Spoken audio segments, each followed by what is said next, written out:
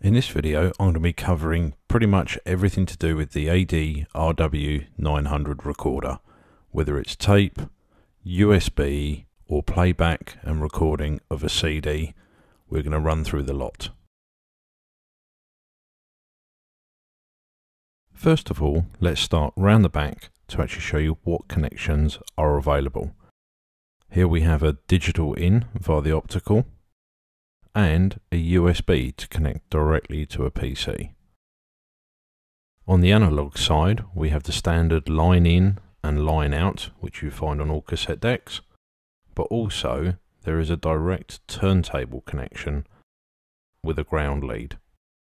This enables you to record directly from a turntable straight into the RW900. Also on the front of the unit, there is a USB connection and a headphone socket.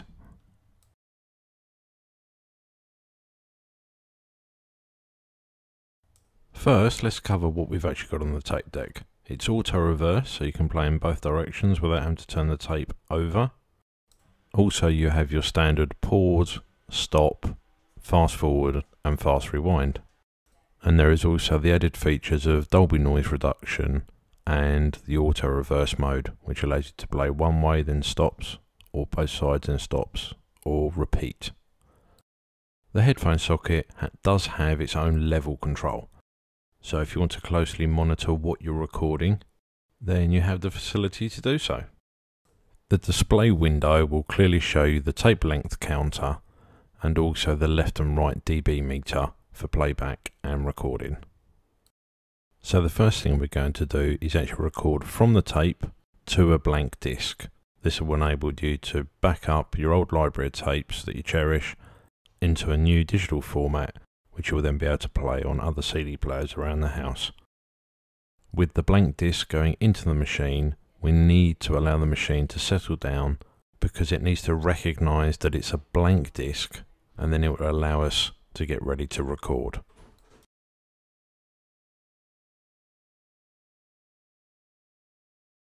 Now the CD recorder has actually recognised that there is a blank disc inside, we're ready to record from the tape. Firstly, we need to actually set up the source that you actually want to record onto the disc. So just by hitting the record button, it will actually tell you to select source. You scroll through to tape, hit record, and it will put the unit into an automatic record pause state, ready to go. And then it's just a simple case of pressing record again, and it will actually start to transfer the information off the old analog tape onto the blank CD. And also manually add in tracks as the CD's burning, or alternatively, it will actually look for silent areas. An extended silent area, it will automatically add the next track into the system. Another thing that you need to be aware of is the recording volume. Try to keep the bouncing meters below 0. This will prevent distortion. Failure to finalize the disc may result in the disc being unplayable in other CD players. If you wanted to, you could also copy a CD onto analog tape. There's probably less need to do this nowadays, but the function is still there for you. The RW900 also has the ability to play back music files from a USB stick. There is also the ability to pull off the metadata. So as you can see on the display, I have actually playing an audio book called The Dark Side of the Sun by Wilbur Smith. Another benefit of the USB port is the fact that you can record from the tape directly to the USB in MP3 mode. It follows the same process as if you were recording to the CD, except you would press the USB record button after you've selected the tape as the source.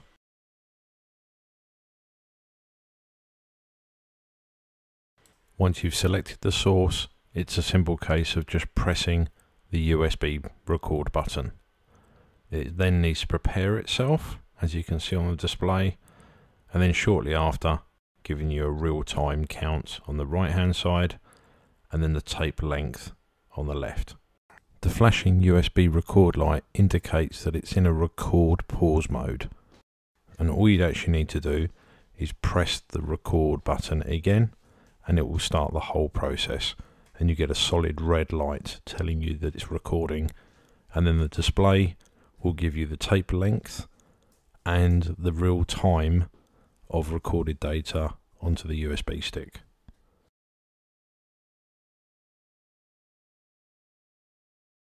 Last but not least, the RW900 has the ability to back up your CDs to USB.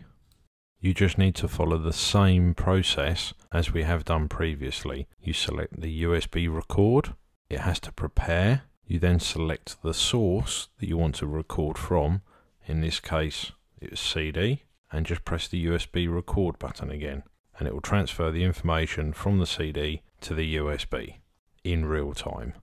Well, I hope you've enjoyed watching this video about the Teac AD RW900, and I'll see you soon. Take care, bye bye.